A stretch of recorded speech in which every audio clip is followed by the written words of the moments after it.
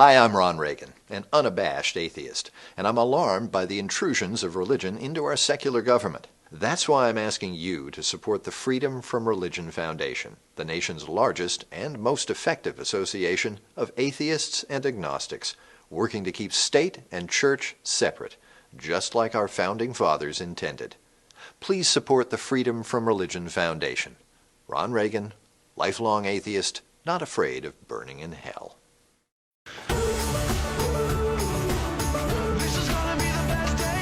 Hey, hello. Hey. Hi. How you doing? You may have seen me on campus. Maybe I sat next to you in class. Or lived down the hall from you? Or saw you at an event in the student union. What you may not know about me is that I don't believe in God. I don't practice religion. I'm an atheist. I'm an atheist. I'm a secular atheist. I am an agnostic atheist. I'm an atheist. I'm an atheist. I live my life with strong secular values. I believe in helping other people. I believe in social justice and equality for everyone. I believe I have one life. And I want to make a positive impact on the world. There are many people like me. People like me? People like me. People like me. Like me. Like me. Like me in your school.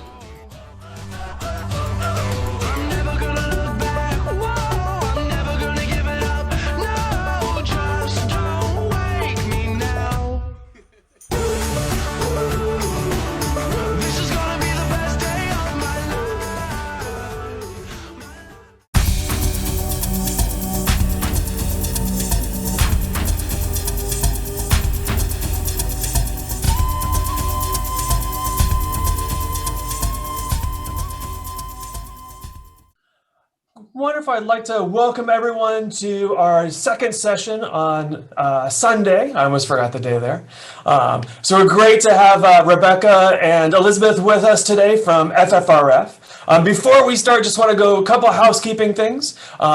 We will have the presentation and followed by some Q&A. So if you have questions and you're joining us on the Zoom, please feel free to put those in the Q&A tab and we will get those answered towards the end of the presentation. If you're on Facebook, Twitter, or YouTube, we do have staff who are watching the comments there. So if you have questions, please feel free to put those in the comments and we will get those to be answered as well. So we want to keep this as inclusive as possible.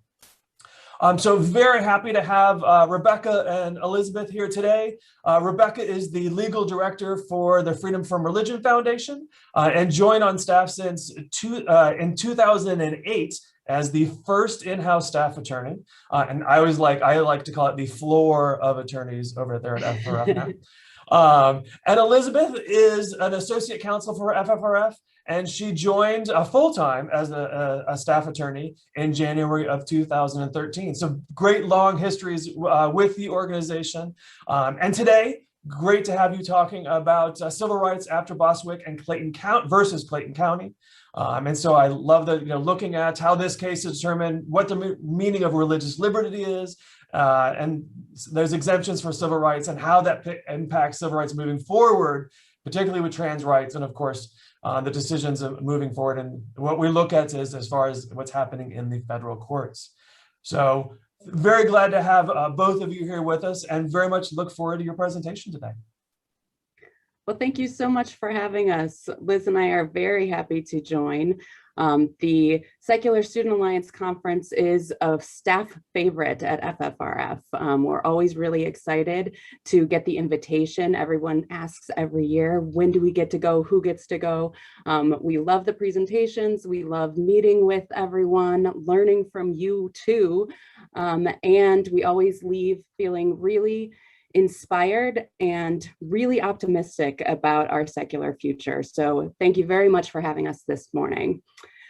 Today, like Kevin said, we are going to be talking about the Bostock versus Clayton County decision.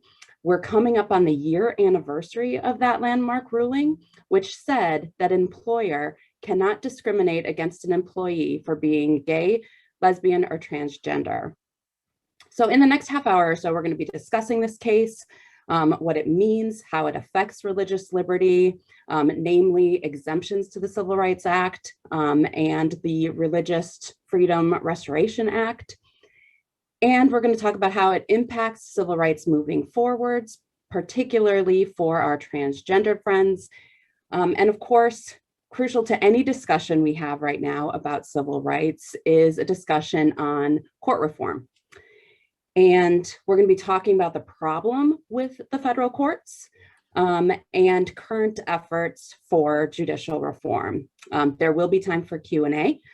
So let's get down to the nitty-gritty of the Bostock case. Sorry, you see my screen, but I'm not where I need to be, right? I'm so sorry. That's okay. I think everybody is very used to some hiccups with these types of presentations. So thank you for your patience. I'm so sorry. I'm not young. Okay. What's happening here? No.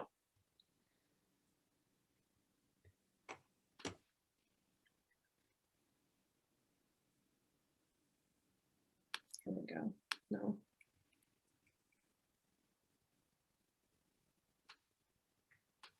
Am I still sharing? No. Okay. I promise it's going to be like 3 more seconds. Here we go. Share and present. Okay. All right. Thank you very much. This is also an opportunity for us to feel really old with technology. So sorry. So you can go to the next slide, please. So the facts of the Bostock decision, it really came from 3 consolidated cases, Bostock versus Clayton County, Georgia, Altitude Express versus Zarda, and RG&GR Harris Funeral Homes versus the EEOC. So in each of these cases, 3 plaintiffs, Gerald Bostock, Donald Zarda, and Amy Steffens, had filed civil rights suits stemming from what amounted to the same situation. Their employer had fired them for being gay or transgender. So if you can go to the next slide. Gerald Bostock, pictured here, was a child welfare services coordinator for the juvenile court of Clayton County, Georgia. He had significant success in this position and won several national awards for his work. In 2013, he joined a gay softball team, which led to animosity at work, including adverse remarks about his sexuality. Bostock was fired shortly thereafter, allegedly for conduct unbecoming a county employee. He was unable to find another job in child welfare, but he eventually found work as a mental health counselor for a hospital. He's the only one of these 3 plaintiffs who actually lived to see the decision by the Supreme Court. Donald Zarda, pictured here in the middle, was a skydiving instructor in New York. He had fallen in love with skydiving in his 20s and was very passionate about his work. In 2010, he was abruptly fired after casually mentioning to a client that he was gay before their tandem jump. His now former employer accused him of groping and offending female students to explain the termination.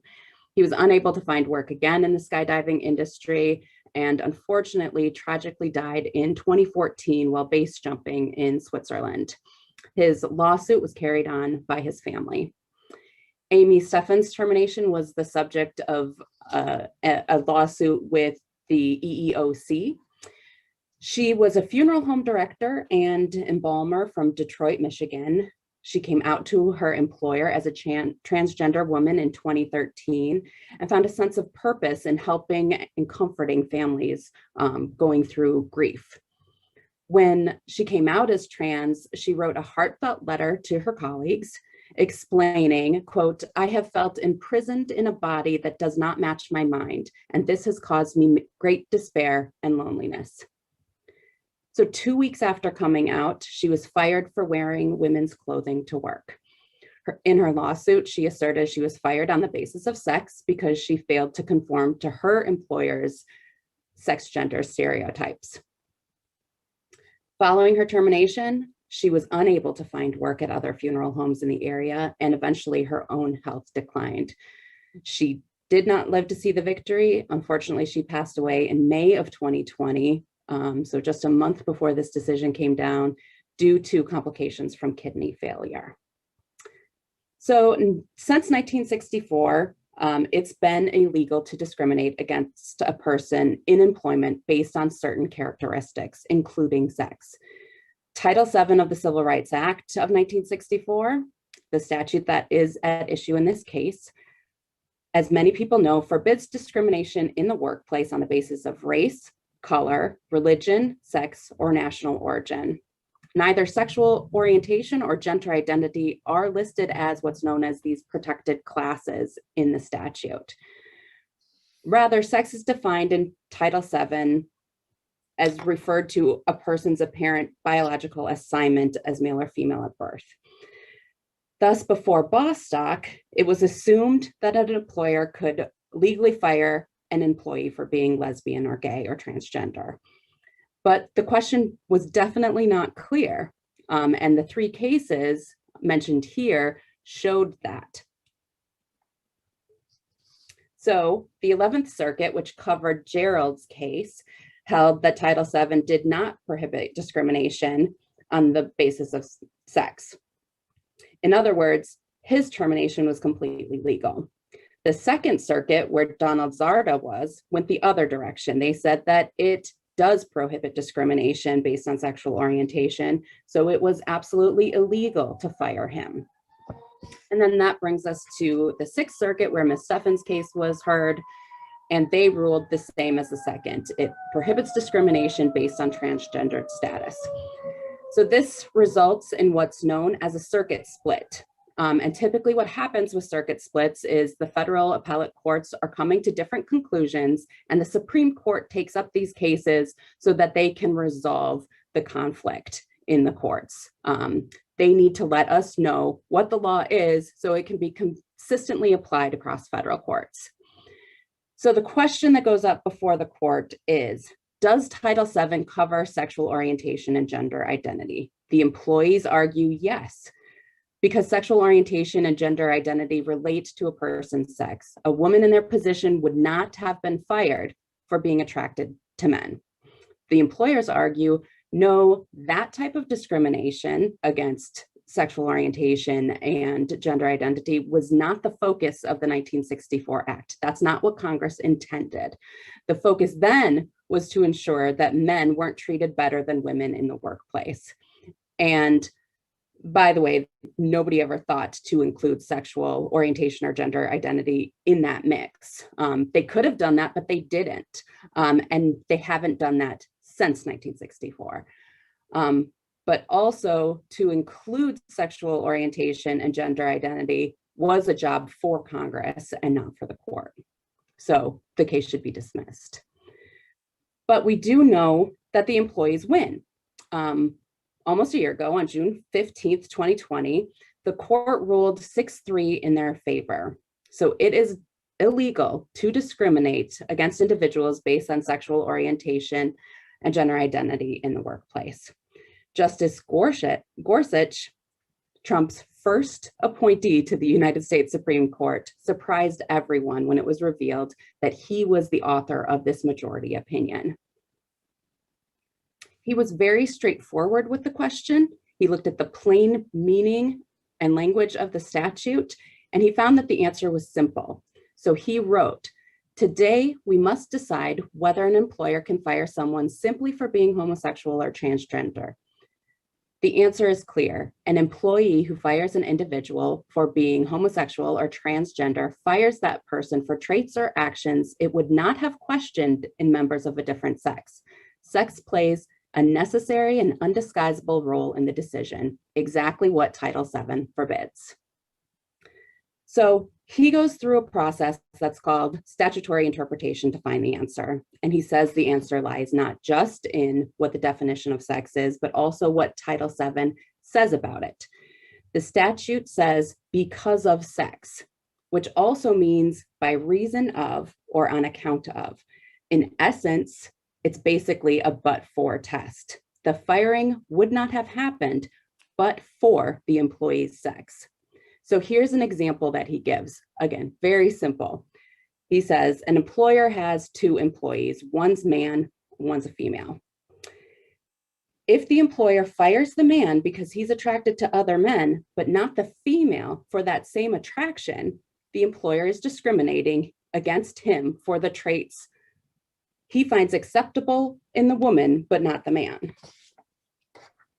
He says it's impossible to discriminate in that scenario without discriminating based on the employee's sex. The gay man would have a job, but for his sex.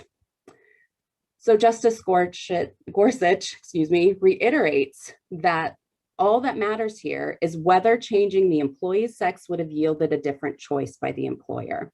The reasoning here is so simple and so rational, it's completely mind-boggling to me that it took almost 60 years to get here.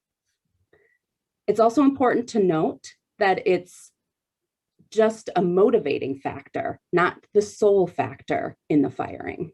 So there can be other reasons. The majority opinion rejects the idea that because Congress didn't squarely address sexual orientation and transgender. Gorsuch reasons that discrimination against LGBTQ community necessarily entails discrimination based on sex. One can't happen without the other. He also says that he's not going to go into why subsequent Congresses didn't decide to include these as protected classes under the Act. He says it could be that they thought they were included, but either way, it's not the court's job to figure that out. Also, discrimination against that community was not unanticipated. It was happening in the 1960s, and lawsuits were happening at the same time that this was being filed. I'm going to go briefly into the dissents. Alito argued that the question was not whether discrimination should be outlawed. He said it's, quote, whether Congress did that in 1964, and he concludes it absolutely, indisputably did not. He writes that this decision will have far-reaching consequences, including threats to religious freedom, free speech, and personal privacy and safety. His dissent is almost 100 pages, so it's very frightening to read that decision. Justice Kavanaugh also files a dissent, and he's a fan of letting Congress deal with protections of our constitutional rights. This seems to be a trend that he has. He dissents because he believes that the ruling was actually an amendment to the law, and that's not a job for the court, that's a job for Congress. He believes Congress and the president should be the ones changing this. He writes, quote, I fully agree that gay and lesbian Americans cannot be treated as social outcasts or as inferior in dignity and worth, but it's not his job to secure that. He further writes, quote, the responsibility to amend Title VII belongs to Congress and the president in the legislative process, not to this court. He adds, quote, when this court usurps the role of Congress, as it does today, the public understandably becomes confused about who the policymakers really are in our system of separated powers, and inevitably becomes cynical about the idea that judges make their decisions based on law rather than on personal preferences. The best way for judges to demonstrate that we are deciding cases based on the ordinary meaning of the law is to walk the walk, even in the hard cases where we might prefer a different policy outcome. And I want you to not worry, he's not completely cold-hearted, and I'm being completely sarcastic when I say that, because he ends by saying, this important victory achieved today by gay and lesbian Americans is an important victory achieved today by gay and lesbian Americans. Millions of gay and lesbian Americans have worked hard for many decades to achieve equal treatment in fact and law. They've exhibited extraordinary vision, tenacity, and grit, battling often steep odds in the legislative and judicial arenas, not to mention their daily lives. We have advanced powerful policy arguments and can take pride in today's result. But Congress, rather than the Supreme Court, should have been the source of that result. So he's just a very patronizing type of justice here. So some of the key takeaways from this decision: one, this is a broad ruling. Liz is going to go into that a little bit. It's also important to note that this is a decision based on statutory interpretation. So what it gives is a statutory right to be free from discrimination based on sex, including sexual orientation and gender identity. It is not a constitutional right to be free from that discrimination. That happened in Obergefell, the case where same-sex marriage was upheld. So Bostock then only applies to the reaches of Title VII. Though, as you're going to see when Liz presents here in a few minutes, this is going to have a lot of influence over many other areas of federal law. And it doesn't squarely address some of the things that we're seeing now, like bathroom bills, locker rooms, dress codes. Gorsuch actually says in his opinion, I'm going to leave that for another day. That's for future cases to decide. And the other thing that he decides to wait for the future is the relationship between Title VII and federal laws and constitutional provisions relating to religious freedom. And this is actually a perfect time to hand it over to Liz because she's going to discuss why we're celebrating, but why we also knew that religious liberty was going to be something that was going to hollow this victory a bit for us. Thanks, Rebecca. So I'm going to talk a little bit about a section that Rebecca and I like to call Why We Held Our Breath after Bostock. So the Bostock decision was definitely a victory, but we, the attorneys here at FFRF, cynically were holding our breath because we knew that despite Bostock's favorable interpretation of Title VII, the case decision, like Rebecca said, was limited to interpreting whether the language on the basis of sex includes gender, identity, and sexual orientation. But the case, of course, did not address any potential religious exemptions to such an interpretation of Title VII. So we also held our breath because we knew that more decisions were coming down, continuing the court's trend of granting those types of religious exemptions from laws, just like Title VII, that protect the civil rights of LGBTQ citizens. So specifically, we knew that another case was coming down that very term, and very soon after Bostock, and the case is called Our Lady of Guadalupe. It was very likely to do exactly what we feared, which was expand religious exemptions from protective anti-discrimination laws. And of course, that's exactly what happened. So the case was Our Lady of Guadalupe v. Morrissey Baru. And the decision came down just a few weeks after the Bostock decision. And, excuse me, the court handed down this decision a month later that already was starting to show the limits of what was decided in Bostock. So the Our Lady of Guadalupe decision involved two, like Bostock, consolidated cases. And both of them were dealing with what's called the ministerial exception to civil rights laws. And this allows religious organizations to fire their ministerial employees for any reason, even reasons that are prohibited by law, like on the basis of race, sex, or other protected statuses under the law. So it's basically a court-created exemption from laws that otherwise would prohibit such a discriminatory firing. So the First Amendment doesn't allow the government to get involved with internal management decisions of religious institutions. So, for example, a church can fire its own pastor, its own minister. The government does not want to get involved in that dispute, even under employment laws.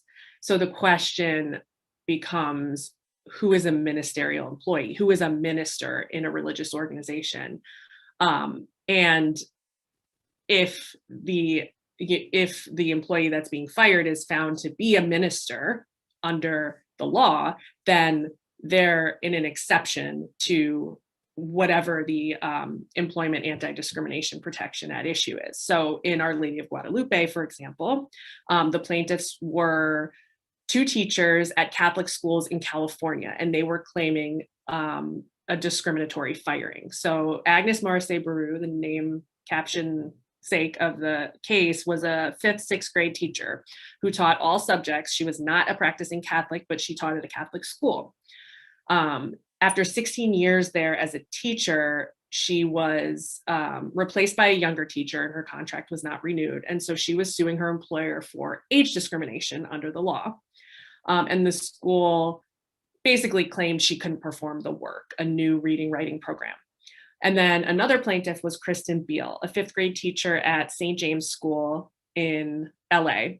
She was found out that she had breast cancer and requested a leave of absence to have surgery and to recover and have treatment. And the school decided not to renew her contract. And so she sued for disability discrimination. She sadly died before the conclusion of the case, and it was carried on by her husband after her death.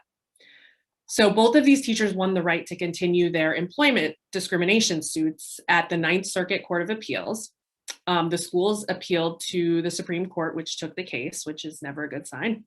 And so fast forward to a few weeks after Bostock, the court ruled 7-2 that the Catholic schools could discriminate against these teachers and be protected from being sued. In other words, these employment discrimination lawsuits are dismissed, and these employees who were fired for these discriminatory reasons have no legal recourse.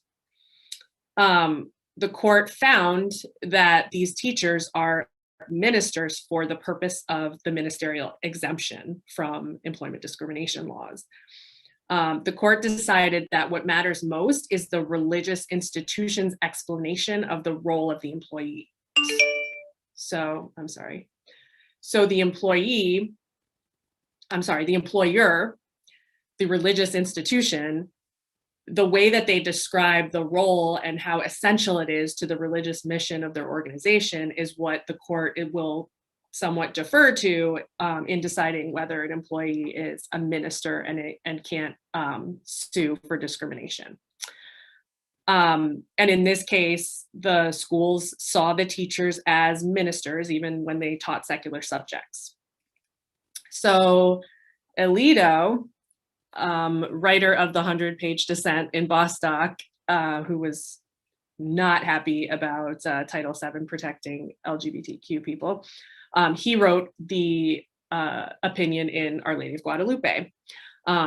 So he basically said that religious education and the formation of students in a religious school is, the whole essence of private religious schools. And so judicial review of that in any way really violates the First Amendment. And then this is a quote up on screen, which is when a school with a religious mission entrusts a teacher with the responsibility of educating and forming students in faith, judicial intervention into disputes between the school and the teacher threatens the school's independence in a way the First Amendment does not allow. So you see, the court here is deferring so much to the school in that it is allowing the school to handle hiring and firing however it wants to, without regard to laws that protect other employees that don't work at religious institutions from discrimination. And so Sotomayor dissented, of course, and our RBG joined. This was before her death.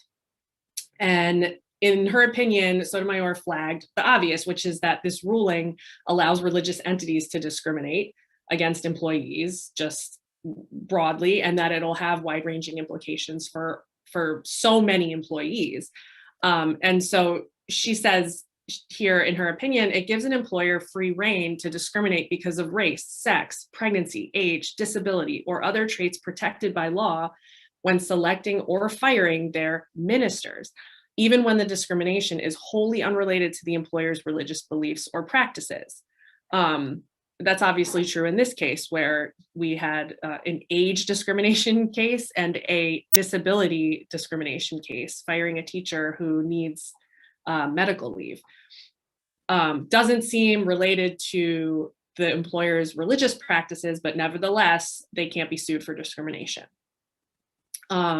She also said, got to quote Sotomayor as much as possible here, pointing out how ripe for abuse this decision really is. And as she points out, over 100,000 secular teachers' rights are at risk. And that says nothing of the countless coaches, camp counselors, nurses, social service workers, in-house lawyers, media relations personnel, and many, many others who work for religious institutions. Religious employers employ a lot of people, and all of those people, the practical effect is all of those people have almost no protections under the law against employment discrimination, which means they can be fired for being old, disabled, gay, trans, or almost any other reason. And unlike other citizens, they have no legal recourse when that happens to them. And conversely, religious employers, unlike every other employer, can discriminate against employees with legal impunity. So another case that we knew was coming down, or that was taken the following term after Bostock.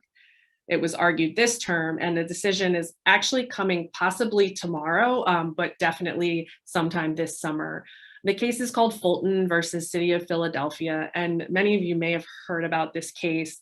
It's really important, and it's probably gonna go badly and further this really alarming trend towards religious privilege.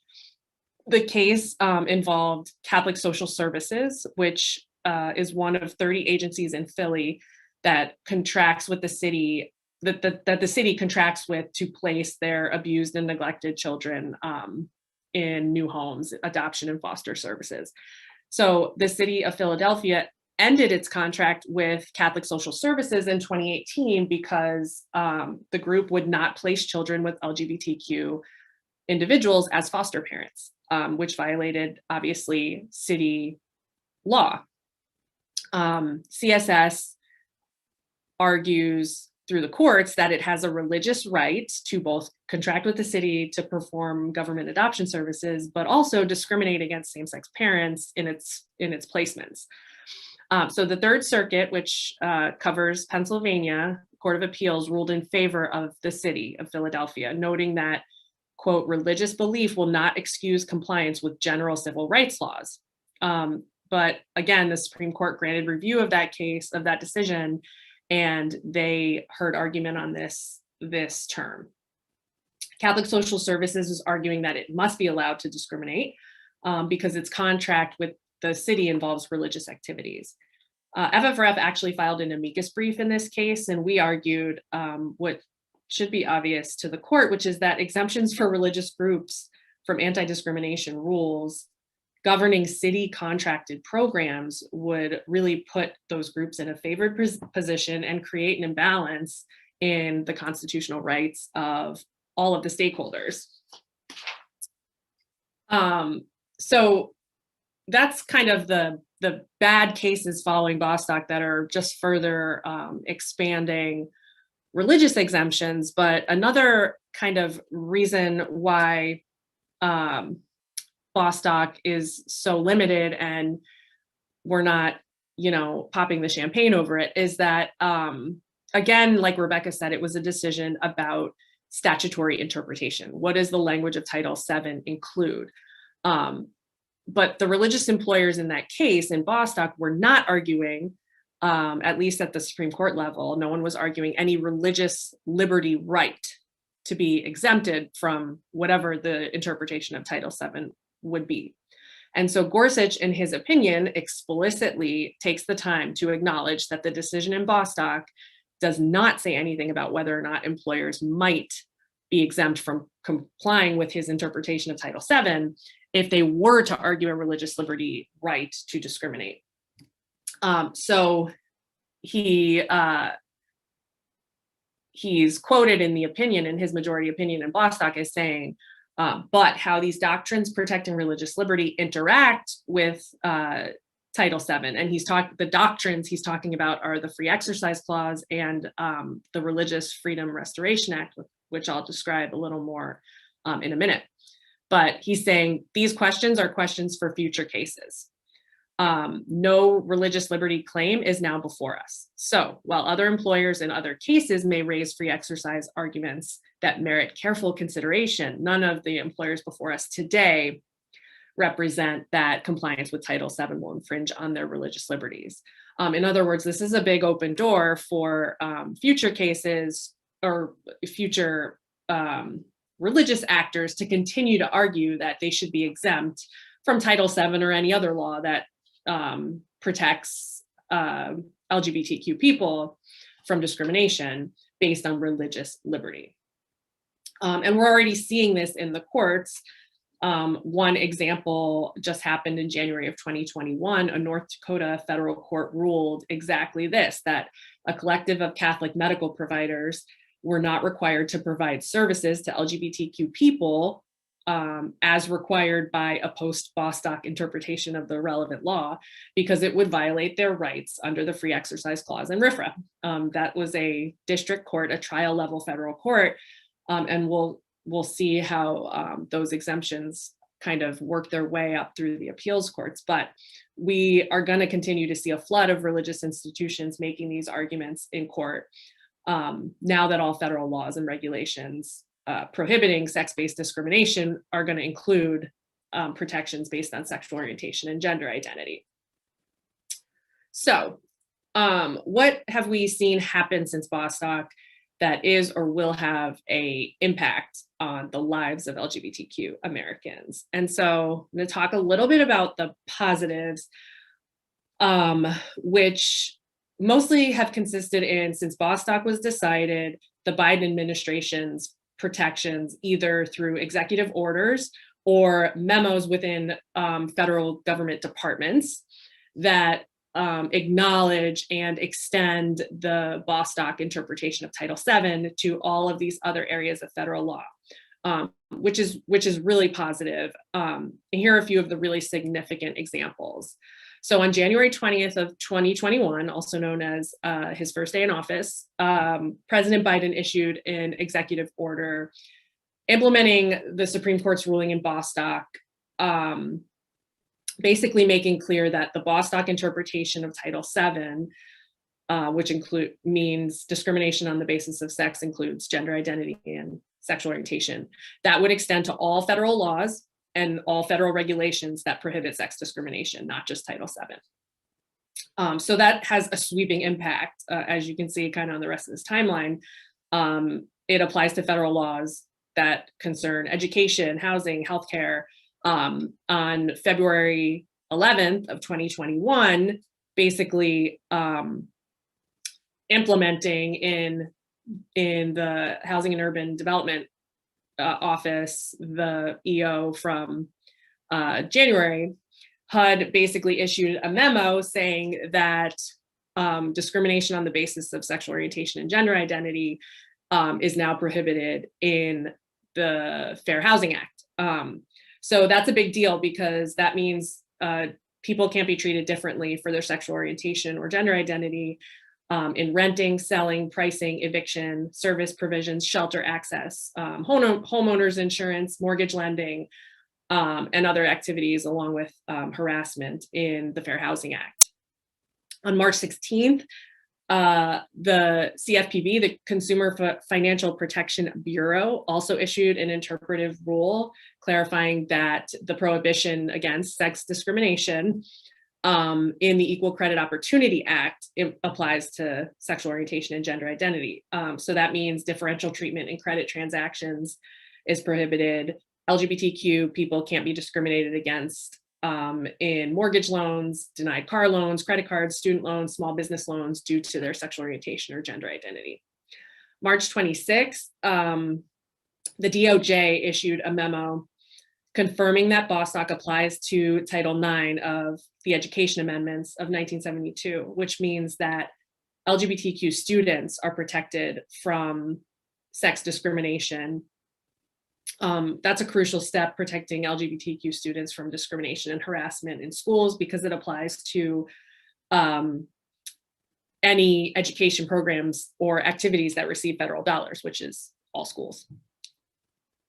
And then we saw on, can't see my own date, but it was recently, May of 2021, HHS restored protections that were in place when President Obama was in office that made it clear that LGBTQ individuals are protected under the Affordable Care Act from discrimination in healthcare provision. And so that now, again, includes gender identity, sexual orientation in healthcare discrimination rights. So these are all some really positive things that we saw right away flowing from Bostock that all involved executive action or executive departmental action, and are really positive, but is not a substitute for congressional action, which we'll talk about later. The obvious negatives have been, in the years since Bostock was decided, a new wave of state legislative transphobia. And so because Bostock expanded anti-trans protections, state lawmakers have redoubled their obsessive efforts in passing laws that really vilify and discriminate against transgender people. So we know that a few years ago, the focus was really on bathroom bills, but in 2021, the focus has moved to trans athlete bans, prohibiting, which is shameful because it targets kids, but prohibits basically trans high school athletes from playing in sports with other kids who match their gender identity. So they're very disingenuous. They're spun as protecting women's sports, which is weird because there's virtually no instances of this being a problem. And sports commissions already address these issues in a more nuanced way, which probably need improvement anyway. But also proponents of these bills do not take a general interest in women's sports or women. So it's all bogus. But you've seen since Bostock, this list of states that have passed transgender athlete bans just this year as of May 3rd. So you see Alabama, Arkansas, Florida, Mississippi, Montana, Tennessee, and West Virginia.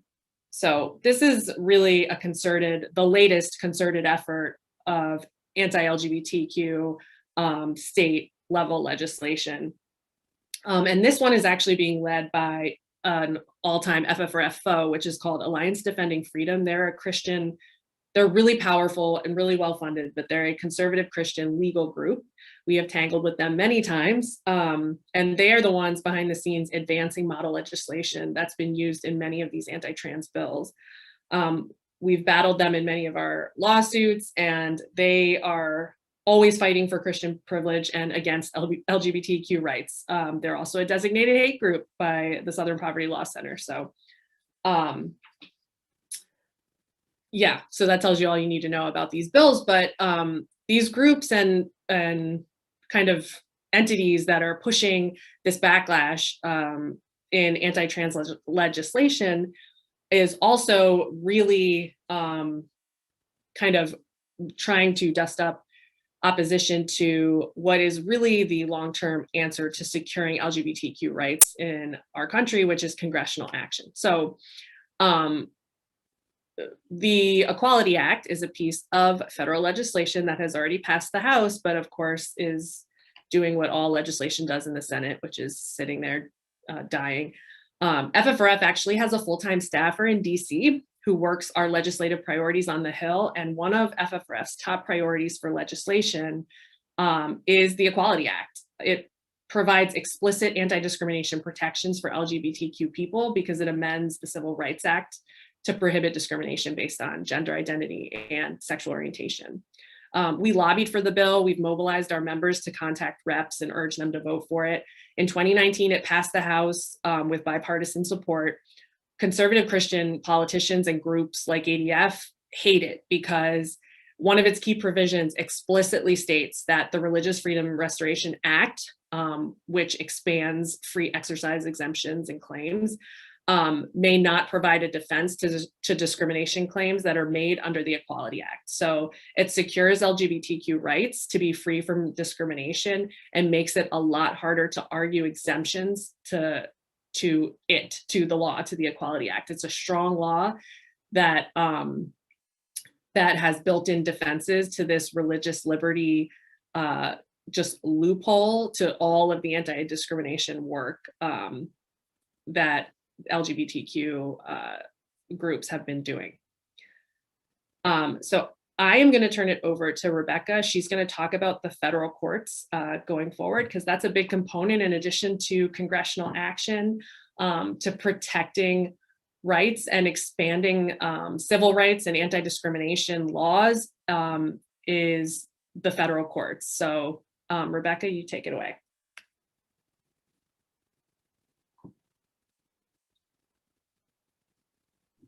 Of course. I was muted and I started talking. So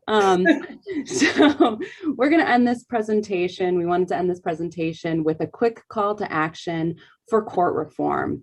If you care at all about the future of civil rights, you need to care about the federal courts. If you care about our secular government, if you care about our government being free from religion, you need to care about the courts. We've seen that religious liberty has been an area of law where the court has huge interest, and it's also an area within the last term where the court has moved the needle the most.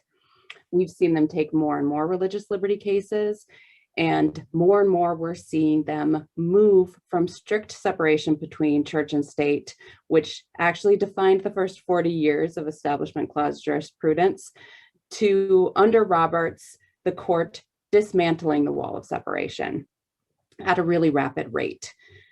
So through the line of cases that were decided this last term, and quite possibly tomorrow or this term, we see two major trends surfacing. One is the expansion of religious privilege through increasing exemptions and a move away from separation between state and church to one of non-discrimination. Churches cannot be prevented from receiving government aid just because they're churches. What we're seeing is a rapid redefinition of religious liberty, and one where, quite frankly, Christianity is getting a favored status. They're seeking to reap these government benefits like getting aid, but also then avoiding playing by our rules. They want to get these exemptions from non-discrimination laws. And none of this is going to change in the near future, even with a friendly Biden administration. It's only going to be fueled and furthered by the impact that the Trump administration had on the federal courts. The Trump administration appointed over 200 judges, and this is nearly the same as Obama, but Trump was able to do it in half the time. He also appointed 54 appellate judges and 3 Supreme Court justices. So that all leads to a quarter of the federal bench being appointed by Trump. We released a report last year. Actually, if you could go back, thanks. We released a report at the end of last year discussing the threat of religious liberty that this judicial takeover poses. You can find the report at the link here on this slide. It will take you to the actual full report, and it also is a landing page for future monitoring and reviewing of the decisions that these judges are making. In the report, we discuss the profile of these appointments, and you are going to hear many advocates for court reform, like me, say that the makeup of the federal judiciary is not reflective of the makeup of the American people, and it's very true. So you can move to the next slide. These judges are often young, which is obviously very important for a lifetime appointment. They're white, they're extreme in their views. In fact, proud Christian judges and conservative legal scholars were the words of praise used by organizations when these appointments were made. And it is beyond dispute. One of their key qualifications to getting an appointment for a judgeship was a commitment to Christian nationalism. Judges that have been appointed by the Trump administration have shown increasing hostility towards the principle of separation of church and state, while jumping at every chance to exempt conservative Christians from laws that protect the rest of us. We are going to be living with this reality and these ramifications from this judicial takeover for decades to come. So everyone listening today has to become an advocate for court reform. At the end of the day, every single issue that you care about is going to be decided by the courts. So if you care about state-church separation, if you care about Christianity getting greater privilege than minority religions or non-belief, particularly if you care about how that privilege affects the LGBTQ community, and if you care about true religious freedom, if you care about any of these issues at all, you need to care about court reform. So you need to get educated about these efforts. There's already a bill in Congress called the Judiciary Act of 2021. It's sponsored by a Democrat from New York named Mondaire Jones, and that bill proposes to add 4 seats to the Supreme Court. There's also a general agreement among Congress that the lower federal courts need to be expanded because they're overworked and overwhelmed with the amount of cases that they're handling. So you need to find out who your representatives are, how they feel about court reform, and what their standards are for judicial appointments. What do they look for in a judge? And let them know what you think a judge should look like and how that judge should represent you. These issues are not going to go away. The Christian nationalists are seizing on these opportunities. They have a very friendly court, and we need to be poised to fight back. We're going to continue fighting for your rights and for our secular republic and fighting for court reform. So thank you very much for joining us. We are happy to take questions right now. Our contact information is there. And please visit our website, ffrf.org, for more information. We also have a Facebook page and a Twitter account, so please follow us there as well. Thank you so much, guys, for the presentation. Really appreciate that. There's a ton of meat in there of, I think the details of and the consecutive pattern that leading sort of up to this. And I think it's really easy in current news to see how voracious sort of the conservative Christian powerhouse is at moving a lot of these bills forward. I know Elizabeth, you sort of mentioned the stuff going on currently with trans people in sports and targeting kids. But there's also been a large wave of states looking at issues with treatment of transgender kids and getting in between the role of the physician and the patient. And I was wondering if you have anything that you can just share sort of about that and how that sort of plays in as well. Yeah, so it's another really alarming kind of move by conservative state legislators to roll back trans rights by passing laws either at the state level or sometimes, often at the state level, to try to kind of preempt protections at the municipal level that basically either outlaw trans, treatment by doctors for transition. This actually is a really good example of why the courts are so important, because we are actually seeing that Trump judges in Florida, and there might have been a couple of other cases like this that have found, I wish I had the case in front of me, but I think Miami or some urban place in Florida had a municipal ban on conversion therapy, and it was challenged by religionists. I don't know if they were therapists or counselors, religious counselors, who wanted to be permitted to give conversion therapy. And it was a strong municipal or citywide conversion therapy ban, obviously very well backed by evidence-based harm that these types of treatments cause to our kids. And it was actually struck down by, I think it was the Florida Supreme Court, or maybe it was a panel of the 11th Circuit, but it was Trump judges, Florida Trump judges, who basically sided with the religious counselors, saying that they can't be told, their religious rights and their rights to religious speech are being violated by the city that's trying to tell them that their conversion therapy is banned.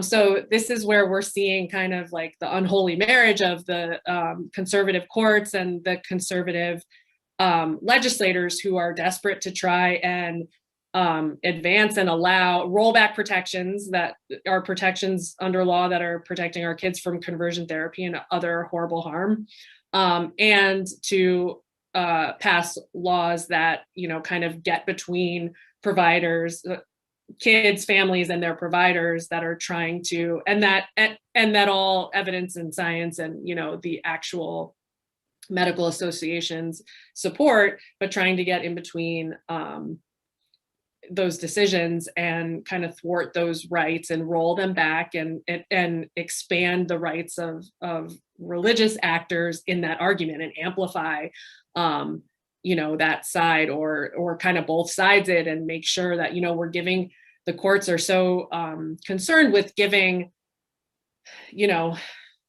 like, these are really private matters, and we have to make sure that we're sensitive to the religious values on the one side and, the secular evidence-based values on the other side. And so it's just a really good example of both the backlash and how powerful the courts are to thwart some of the progress that we're trying to make.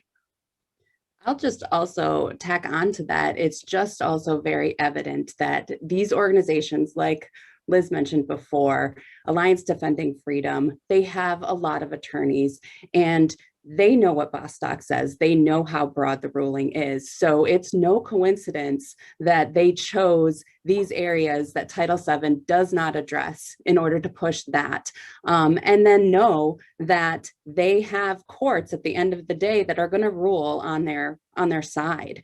Another thing that I think, particularly with the medical treatment aspect of some of these bills, is the fact that we have a large Catholic takeover of hospitals in our country. There are a lot of hospitals that are run by the Catholic Church. And of course, as these things progress and become litigated and come into the public realm, their religious rights to refuse treatment are going to become an issue. And again, something very concerning, because we've seen through Our Lady of Guadalupe that they do have these exemptions, even if they're doctors, even if they're nurses, because there's a very loose interpretation of what a minister is.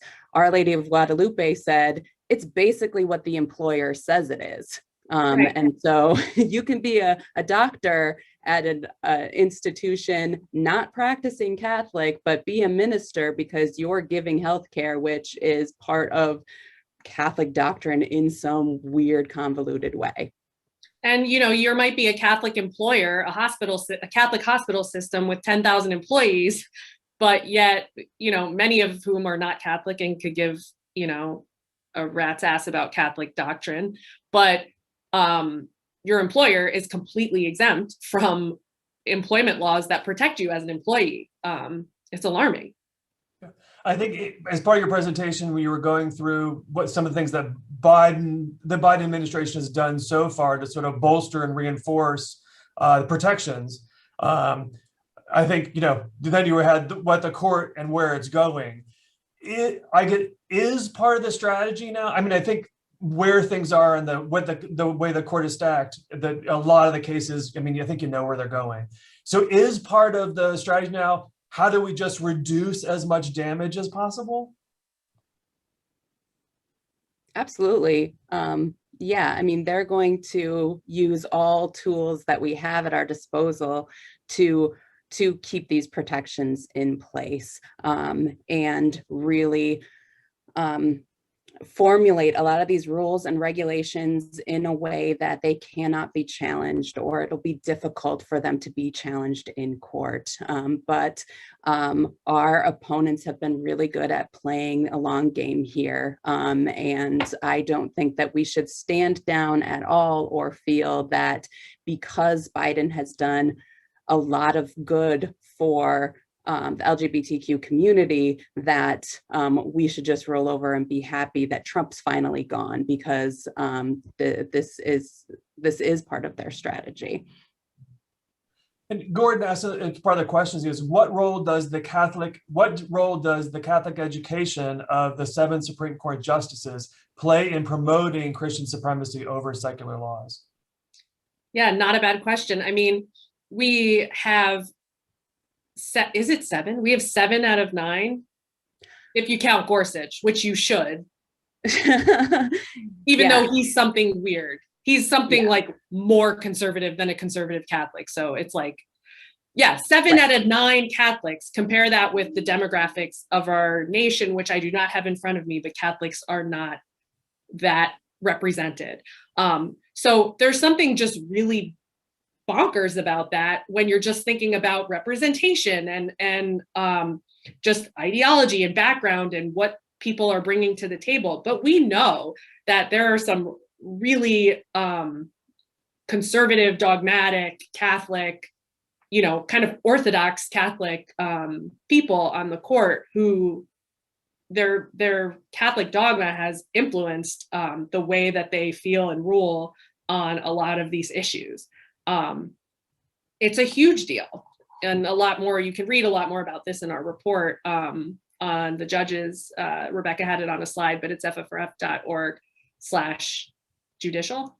Judges. Sorry. Why did I go there? But yeah, I mean, it's a long answer, but I think thanks. It inevitably plays a role. I mean, of course it does. Just like representation is a massive problem throughout the federal courts. And it's not just religion, but religion is a big part of it. There's just a way over representation on conservative, religious conservative viewpoints on all of these issues. And I think with this judicial takeover, it's important to note, as our report shows, these justices were picked because of these views. They wanted people who were conservative, Christian, uber Catholic to be on the bench to take these positions. I mean, that was a criteria. But we also need to note that one of the Catholics on the bench is Sotomayor, and she has come out swinging as one of the best dissenters. Probably will be taking the role of RBG here in standing up against this conservative bloc. But absolutely, this was the purpose of appointing these types of justices and judges to the court because of their conservative Christian beliefs. That's what they wanted there, and that's what they want the interpretation of the law to be. And over the past few years, it hasn't just been, the focus clearly has been on the Supreme Court, but a lot of damage has also been done in the lower courts. And just as far as all of the appointments that happened, and fairly conservative judges throughout that as well. Yeah, same thing, all selected in large part by the criteria of how conservative they are on these exact issues, like anti-LGBTQ, basically, legal questions, which is religious exemptions and other exemptions to laws that expand civil rights and anti-discrimination protections. It's a big part of, and again, I'm just like constantly shilling for this report, but it goes into more depth that we don't have time to do here about the breadth of this trend in the district courts and the circuit courts of appeal, the lower courts. And that's really where so much of the damage has been done, because people just in the mold of Kavanaugh and Barrett are just totally stacking the lower courts as well. And the volume of cases that they see versus what the Supreme Court is actually going to review. They are really the ones who are going to be deciding what's happening on the ground in your particular area, which is also why it's important. Again, I'm the show for court reform. Like, it's important to expand judges on the lower court level, which they do have the political will to do because those courts are overburdened. We've had cases at FFRF that have just lingered in different federal courts around the country, lower federal courts around the country, because there's not enough judges to handle these cases. There was one case that lingered for over a year on a pretrial motion, which is very, very unusual. Usually something like a motion to dismiss is handled fairly quickly, and we can wrap that up and then get to the meat of the matter. But some of these motions are sitting on people's dockets for an extended period of time. And so really, we need more judges just to handle the volume of cases that they're seeing. Yeah, there's an administrative need there that, coincides with the really important, just like democratic small d need for more judges to, dilute the impact of the court packing that's been done. But I don't think they've expanded just as an administrative matter. Like the population has grown, there's more cases, you need more people doing the work. They haven't done that, I don't think, since the 80s. Yeah, it's been a long time. I wonder if this is a bit of my paranoia, it's going to be a question. To me, there is a definite relationship between sex discrimination and sexual orientation and gender identity and the discrimination that's happening there. I wonder if attacking the way it's being attacked now, especially trans people, because I really think you get that differentiation between and getting back to gender discrimination. Is there a possibility or the plan moving forward for the conservative Christian community? We can attack this now and eventually we can whittle away back at gender and sex discrimination? Am I asking that right? Like if you work on rolling back trans rights, eventually you can roll back some on everyone's rights. On women's rights. Yeah, but I think it's gonna work the other way. Okay.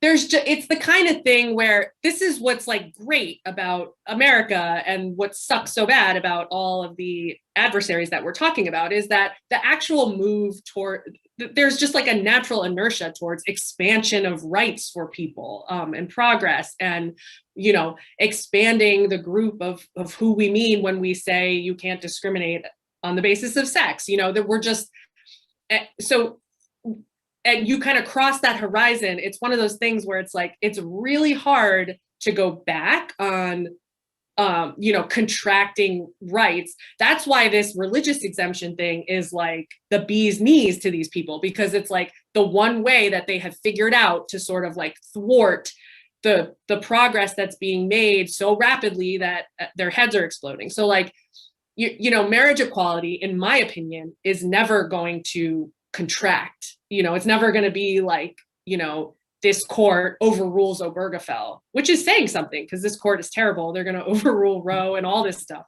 But I actually think it's really hard to contract the like expansion of civil rights, like without this sort of, I don't know what it is. It's just it's like a sham of like religious liberty exemptions and exceptions and countervailing,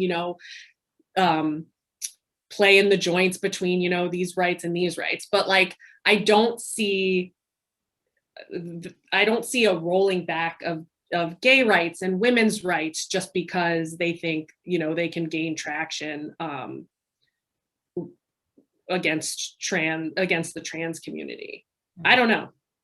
What do you think, Rebecca?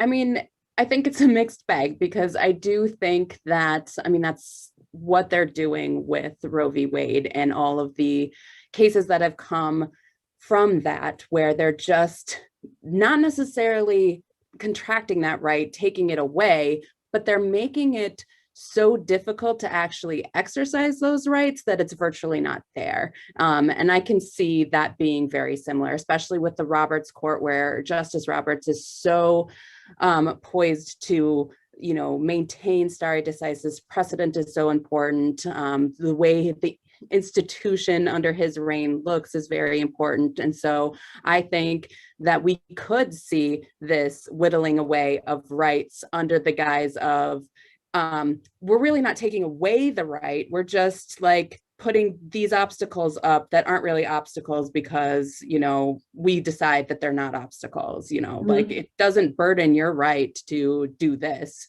because we say so. Like I see them doing that with abortion rights, reproductive rights, and I could see that happening here as well. Yeah, I guess that's definitely a good point. There's all of these kind of sham, legal avenues, not just religious exemptions, but like states' rights and originalism, there was a question on. There's lots of avenues for the federal courts to really use its power for, putting obstacles in the way of the expansion of rights. So, all right, I tried to be optimistic, and Rebecca ruined it. Well, my optimism, Ben, would stem from just the demographics are changing. The court, again, is not reflective of where the American people are at on these issues. On any issues. On any issue.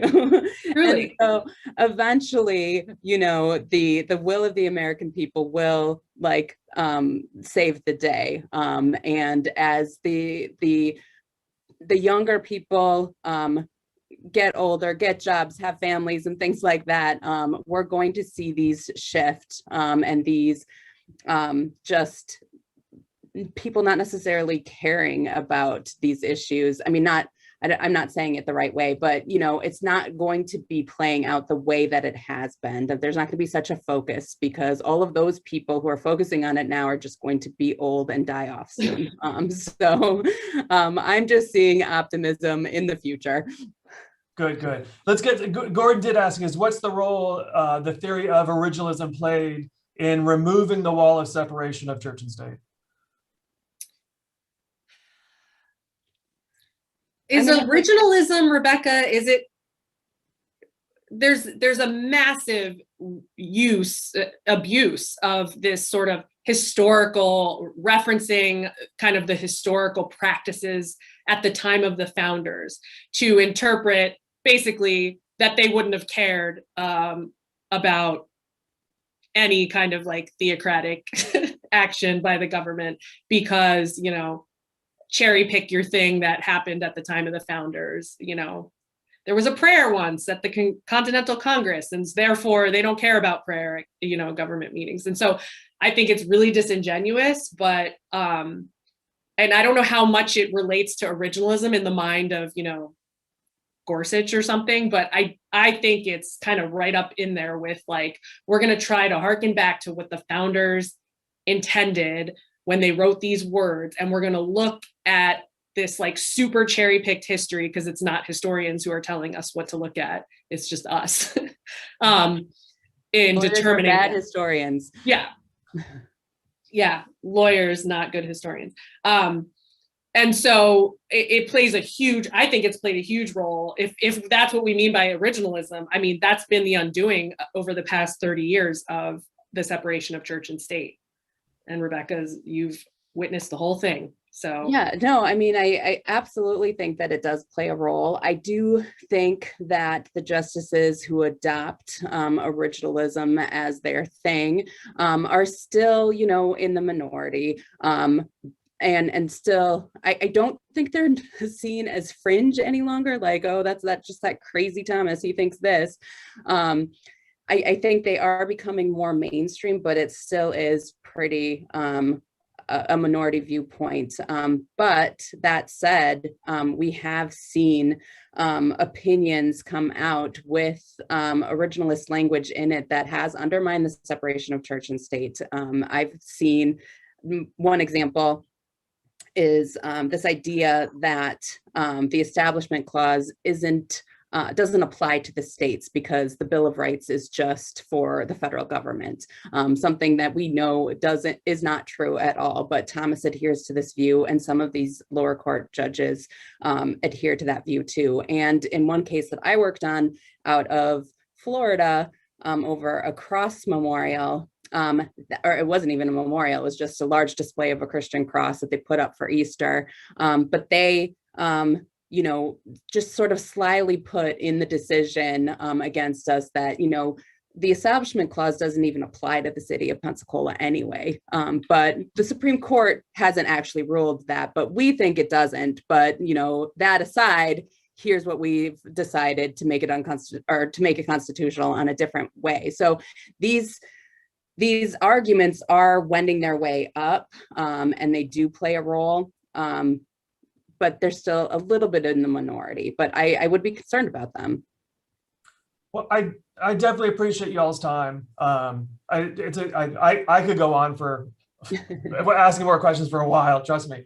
But really appreciate you being here. And FFRF has always been a great friend of the Secular Student Alliance. We know that we can always a simple call, and we know that you guys are right there for us and for our students, and all the work that you do in the federal and state work, but also the work that you do in schools all of the time that most people don't even realize, that you're doing. So I just want to say thank you for that. Thank you for your time today, and really thank you for all that you do. And we'll just say, there's I think that last question, a great plug for Andrew's book. I'm sure he would say, go buy it, read it. So good. Yeah, But buy it on the thank you very FFRF website. Now everybody is plugged. There you go. Yes. Yeah. Well, we love SSA. Thank you so much for inviting us and having us in this weird format. We're still so happy to see you. And yeah, thanks. Thank you very much. Have a great day. Thank you. Looking forward in person soon. Yes. Well, okay. Bye.